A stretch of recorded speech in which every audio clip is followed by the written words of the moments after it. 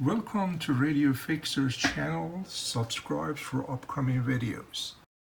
I did my best to organize all these videos so you can find it much easier.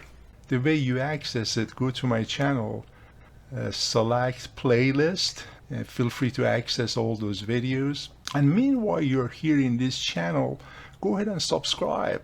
And this is where it's located, subscription icon. And select the bell so you'll be notified for upcoming video, and select the thumbs up so YouTube suggests this video to others. Thank you so much. A little background about this Zenith design. As you see, it's just a beautiful design that was built right after World War II, and it's built with wood. As you can see, it becomes so popular that Zenith decided to make this with bakelite. As you see in this ad, they made three version. One, they call it walnut. I wish I had one of these. It looks absolutely beautiful, as you see in this picture. Also, they made this in black bakelite, and last one they call a soft white, and this is the one that I purchased through eBay. And when I purchased mine, it was very bad condition. Somebody actually used a paint brush, not a spray can, paintbrush, and paint all over this radio. The reason I purchased it, in the back, as you see in this picture, it has some, information about the original owner. Somebody by the name Richard bought this for his mom for Christmas gift in 1945.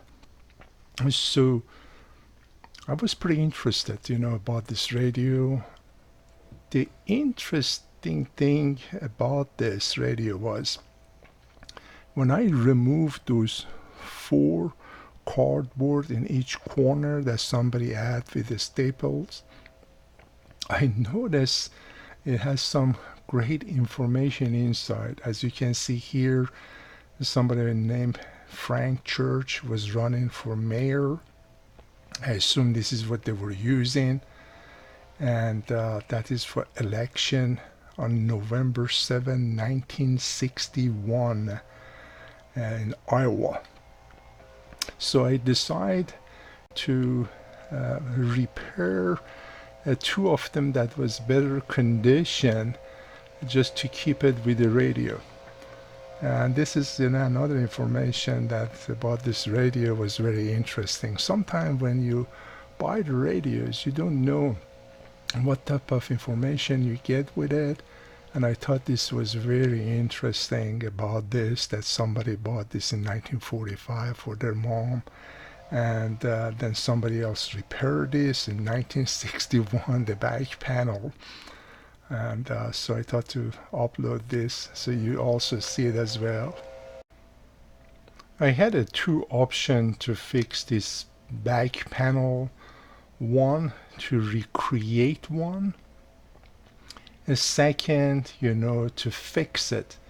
So what I did to preserve this, I actually made another back panel and then glued the original on top of it, and then of course use my favorite glue. As you see in this picture, this is where I add the glue to entire back panel. And the good thing about this glue, as I mentioned in my other video, when it dry, it preserve all the information and it looks pretty nice. I had to remove all the paints, as I mentioned earlier, all the paints totally, because you cannot, sand or spray over it, because house paint, is not compatible. It could also cause a lot of issue if I painted right over the house paint. So I had to clean everything, and now it's ready to be painted. As you see in this picture, paint the radio to almost original color. I left it in the attic for several days to dry. Also, this brass part was totally polished and put a clear coat over it so it was stay shiny and nice. Put the lens back inside the radio, and this is how I look. It came out very nice. I'm very happy with the paint work. Of course, after the paint dry, after several days, you're going to polish it to make it this shiny. Meanwhile, this was drying out. I also worked on the cloth. This is the original. I just spray painted like a gold color, a sparkly gold. You cannot see it, of course, in the video. And we're going to install this inside the radio and also install the chassis inside the radio.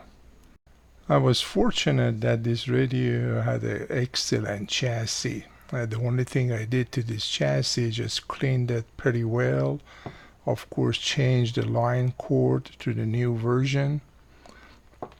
And here, these multi-capacitors, I removed this, cut this, of course, and installed the capacitor inside this can. The reason I kept this, when you put it back here together, is like original, as you can see. Then underneath of this chassis, and this is about 3 inches wide, that's all. All these paper capacitors are stuffed with new capacitors. All those was replaced. A couple of resistors was replaced, but the rest everything worked very well. Let's install this in the cabinet and do some test run. It's an absolutely beautiful design of chassis. Alright, before we put this chassis in the radio, I'm going to use this product, to lubricate this tuning capacitor as well as the volume switch. And the way this works, see there's a bar inside that is volume control, and with here, the other one, you see you can change the station. I'm going to use a couple of drops on all this, and not that much, and then put it in the chassis. You see it's right here in the corner. Just again a couple of drops right here. Right here. And again, not that much. So you're going to turn much easier now.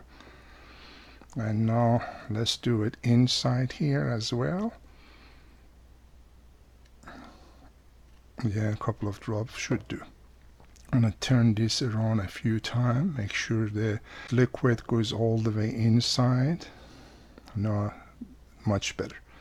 Even I'm going to put a couple of them right here as well. This is a great product. The spray can is fine, but this one you can control much easier. See, I turn it around again. Alright, everything moved perfect. As you can see, now it's ready to put in the chassis. So let me get the cabinet, install the chassis inside the cabinet. I don't know if you notice it or not, every time the cabinet or the chassis, when I work on, I put something. This is the mouse pad, believe it or not, and so it's much easier to move it around, and it's not going to scratch the bottom of the radios that you just painted. You always keep it, distance. I can move it around much easier. So this is going to be installed inside. There's 2 screws in the bottom. As you see, also I put that one in, and so that is the speaker cover,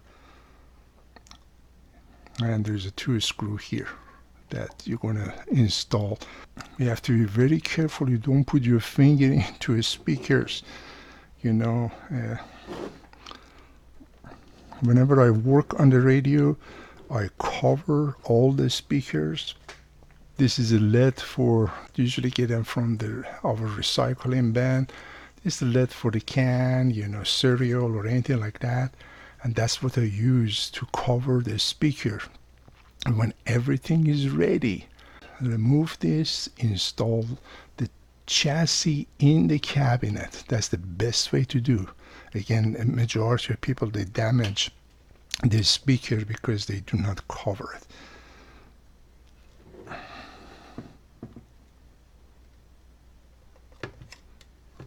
Be very careful because you don't want to mess up the paint, the fresh paint.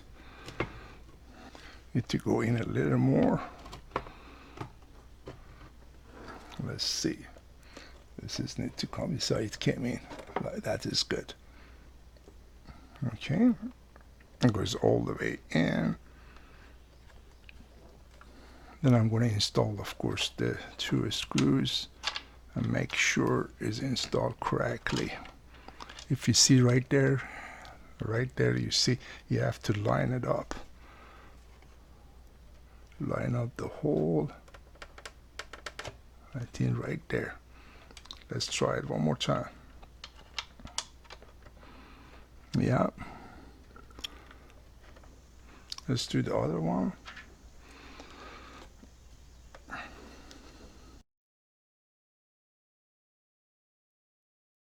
When you tight this, you know, as soon as stop, let it go. Don't force it.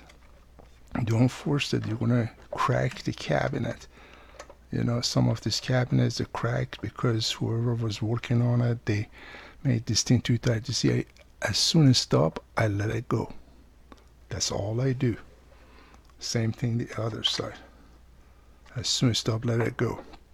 And do not over tight, because believe me, if it crack, that's the last thing you want, your cabinet crack. Let's also install the back panel. You see the original, this part was broken, so the one I built, I were able to put the screws inside. Can hold this to the cabinet. And there are 4 screws that it goes here. Just line them up.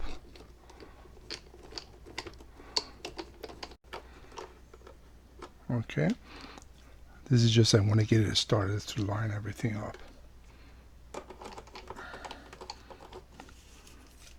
Do you remember these 2 cars that I restored? I'm going to actually keep it with the radio. So I'm going to put it right here. Go through where the hole was. Alright.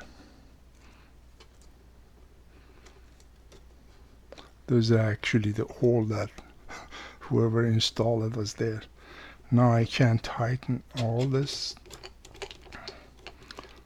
Again, don't force it. As soon as stop, let it go.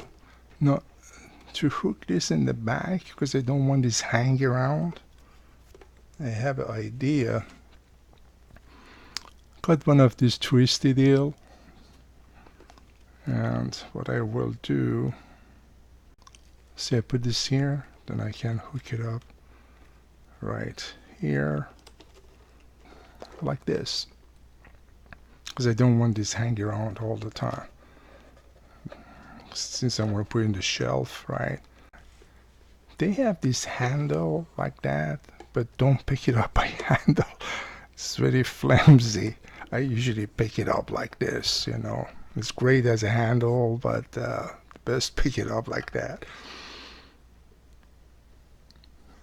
Alright, let's install also the radio knobs. Back here, there's 2 pieces, and these are plastic. Be very careful with it. They're very fragile. And these are all been cleaned. So the first one goes in like that. See, like that. Goes in. Not all the way down, just enough that it can hold. Of course, the second one goes right over it.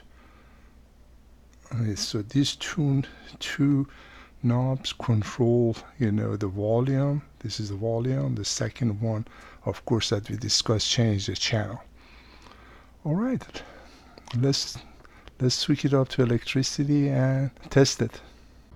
All right, this is the end result. I put a Coke can here just for the comparison so you see how big this radio is. It turned just absolutely beautiful radio. Let me remove this. And when it's on, you know, the light comes on, as you can tell is red. So let me tune to some station. It sounds very good as well.